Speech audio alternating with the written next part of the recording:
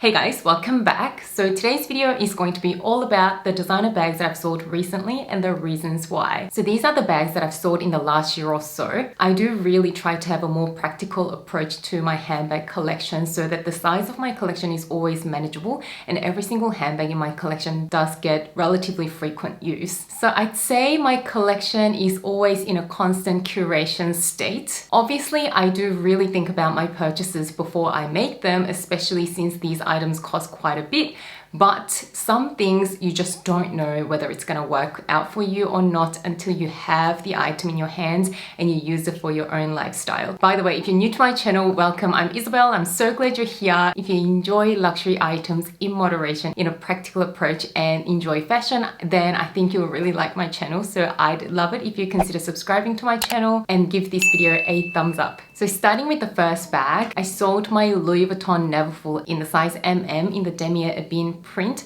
last year sometime. This may come as no surprise to those of you who watch my videos regularly because I have talked about this on multiple occasions, saying that I do have other tote bags in my collection that I really enjoy using more, namely my Prada Re-edition totes. Since I want to keep my collection a reasonable size, I just didn't see the point in having 3 designer totes in my collection, and the 2 Prada Re-edition totes are perfect for all season. They cover me for all different occasions, for travel, for work, for day-to-day errands if I need to carry a lot with me. I also find enough difference between these 2 totes. So one is a larger tote with completely open top and it's in a cool tone in that blue, and the other one is slightly smaller and it is a zipped version. So if I want the security of a zipper, then I have the option for that, and this is in the more warm side in terms of color. So basically the Neverfull was never picked between the 3 totes, and I guess space was the other thing. The Neverfull was quite a large tote bag that it was taking up a lot of space in storage. So I am happy that I've freed up some real estate on my shelves so that, a couple of other bags can fill that space that I actually get to use more. So nothing really wrong with the Neverfull bag. It served me really, really well until I found some other totes that suit my style better.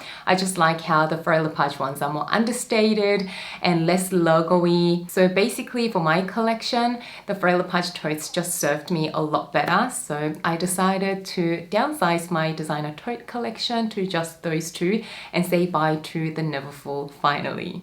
The second bag that I sold, and this might come as a bit of a surprise to you guys because I only bought it at the beginning of last year in 2021, and it is the Chanel 19 bag in the size small in the black goat skin with that beautiful mixed gold and silver brushed and shiny hardware. Since it is more of a trendy bag for Chanel, I resisted the temptation to buy it for the longest time, and also there were a couple of things that I was just really not sure about that bag that held me back from purchasing that bag for say 2 years since its launch. So it was a bit of a surprise to you guys and to myself as well that I ended up purchasing that one, and that is because when I went down to the Persephone last year in Melbourne, which is an Australian consignment store which I absolutely trust and love. Anyway, they had one of these bags in stock and I got to try it on, and that was basically the first time I ever tried on the Chanel 19 bag in that specific black color. And it might have been the outfit or the mood that I was in, but as soon as I tried that bag on, I absolutely fell in love with it. It really suited me quite well, and I was really surprised because, the things that I was really not sure about that bag were like, the big CC logo. I just thought that was just way too loud for my style and for my preferences, and the chain looked quite bulky and I just didn't really think that style would suit me. And I also thought that's quite a trendy bag, so it is a lot of money to invest in a bag that may not be classic or see me through many, many years. So even after I loved it, when I tried it on at the Persephone, I left it and I flew back to Sydney, and when I came home, I kept thinking about it. So I contacted Angela from the Persephone. I was like, oh my goodness, babe, I think I really love that bag. Do you have it still? And she said it's already been sold, but she's got another one coming in which is in a better condition. So she sourced me that one and I purchased it online. For the first few months, I really enjoyed using that bag. But here's the thing, I'm really not even going to make excuses for myself, but I think I just kind of fell out of love with it very quickly. So obviously it was more of a fling than true love. I did really get infatuated by it for the first few months, and then after a few months it was just not a long-lasting love for me. The same things that made me hesitate from buying that bag initially were the same things that started bothering me, like the big CC logo. I just am not really a big fan of big logos in general, and I don't even know why. It was okay for the first few months that I wore it, but after a few months it really started to bother me, and the chain was quite heavy as well. So you know, there's no real big reason, but I just fell out of love with it. And to be very honest with you guys, it was just too much money sitting on the shelf when I wasn't loving it anymore. So in terms of timing, I actually sold it around the same time that my Hermes Mini Kelly arrived. So this bag over here, this January 2022. So when that bag came and it was in the black with the gold hardware, even though, you know, the Chanel 19 and the Mini Kelly aren't even comparable bags, and I don't always practice one in, one out with my bag collection, but I try my very best to just keep it a manageable size. So when I got my Hermes Mini Kelly, I really thought about it and I thought, you know what, I'm just gonna let the Chanel 19 go because I haven't been using it and I can use the funds to put towards the Mini Kelly. Next up is the Louis Vuitton Capucines in the BB size in the beautiful Gallet color, which I thought was the perfect grayish but beigeish neutral. And I just love how classic and elegant the Capucines bag is. But the reason that I sold that bag is really simple. I never used it and I think I know why. It is a very serious looking bag. It kind of looks really formal. And when I bought it, the BB was the smallest size.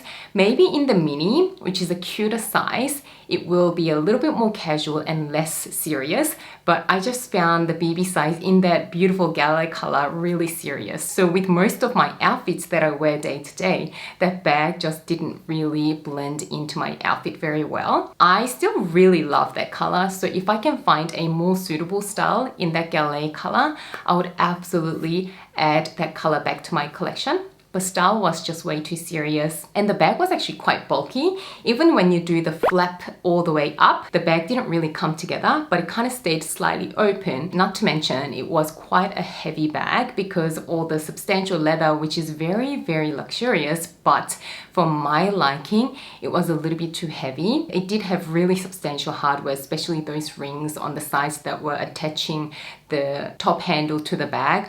I mean, every detail about that bag was just so luxurious, but the style really didn't work out for me. But I've been coveting that bag for years, so I'm actually glad that I got it out of my system.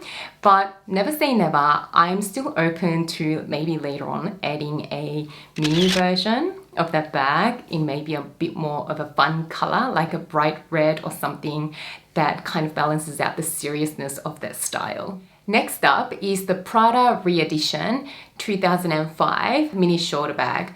Again, this was a purchase that was made rather recently. I bought it, I believe, March of last year, 2021. It was quite a trending bag at the time and it was quite an easy price point to swallow. So I have to admit, I probably didn't give it as much thought before I purchased it.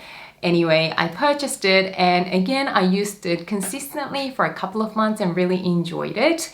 But then after a little while, I started realizing I do have a lot of black mini bags in my collection and I probably don't need that many. So at the time, I had that Prada Re-edition and I also had my Chanel Mini in the square in the black, which is this one over here, and I also had my YSL Mini Loulou camera bag, and all three of those bags were quite similar in size. After my little honeymoon phase was over with the Prada Re-edition bag, I started really gravitating more towards my YSL bag or my Chanel Mini. So if I was going for a slightly more dressy evening bag look, then I would always grab my Chanel Mini. But then if I'm going for something a little more casual, then I'll just really prefer to use my YSL Mini Loulou camera bag because it crossbodies as well. So it's a little bit more versatile that way and I can be completely hands-free.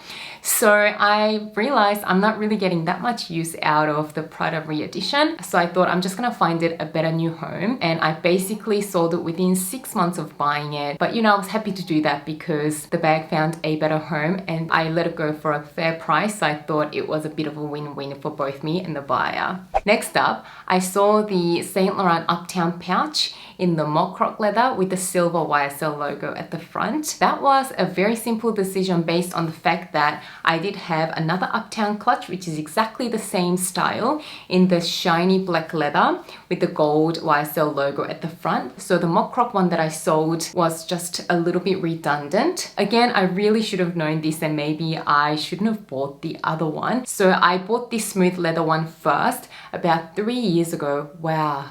It was a long time ago and I really loved it. I did a whole video on this and I documented my love for this clutch on so many different videos. I just thought it was the most well-priced designer clutch evening bag that you could find on the market, especially back then because the price point was really quite good. But even now, after a few price increases on this, I still believe that this is a really nice, fair-priced designer evening bag. So crazy me wanted a silver hardware option because I wasn't as comfortable mixing metals in my jewelry and my bag hardware back then about 3 years ago. But now you guys know that I'm so comfortable and I actually really like mixing metals. But back then I just had to be matchy. So I thought, you know what, these bags are really well priced. I want another option that just has the silver hardware. And of course I just wanted something slightly different. So I went for the mock croc and I thought I was so clever. But then I realized that whenever it's an evening out, I really prefer the clean and classic look of this particular one because the smooth leather is just on another level. I just love how sleek this looks.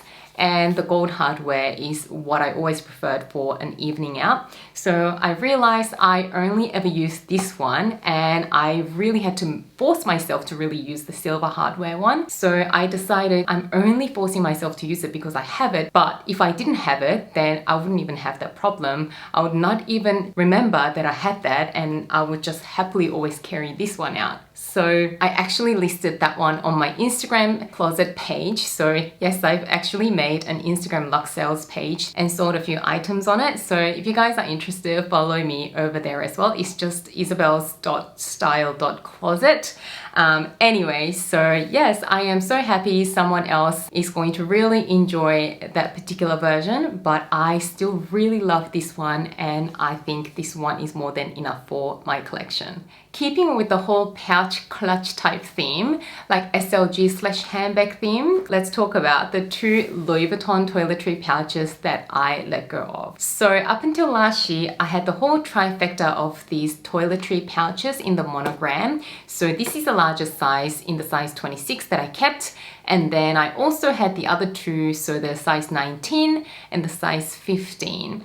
So I really was proud of having the whole trifecta and I really enjoyed it. But the size 26 was basically the first one that I bought, and the other 2 sizes I only added, I think because of the height, because these toiletry pouches were so difficult to come by at the Louis Vuitton store. And if you're desperate and really wanted to get them from a consignment store or a reseller, then you were paying a hefty premium on them. So when they became available online, I ordered both of them online at different times, but I was really happy that I got my hands on them. And I've only used these toiletry pouches as they are, so as toiletry pouches for traveling. I know a lot of people actually convert these toiletry pouches into bags by attaching little chains to them, but I just really like using these as actual toiletry pouches for traveling. And when I completed my trifecta, COVID hit, so we weren't able to really travel that much. So when I did my last year's decluttering my closet video, I actually talked to you guys about, you know, maybe selling some of these toiletry pouches, but I wasn't sure because these were about to get discontinued by Louis Vuitton and I didn't want to regret selling them. So I actually held onto them for longer than I probably should have. As months went by, I realized I'm really not going to use them that much. So last year, when domestic travel opened up in Australia, I took a couple of trips interstate and I realized I really only used the size 26. I always thought I really enjoyed the size 19, which is that perfect medium size, but I realized for traveling, practically that one is way too small. So I was always changing out into the size 26. So I decided I don't even use the size 19 or the size 15 because I do have the Louis Vuitton mini pochette, actually 2 of them, and they're basically the same size as the Toiletry 15.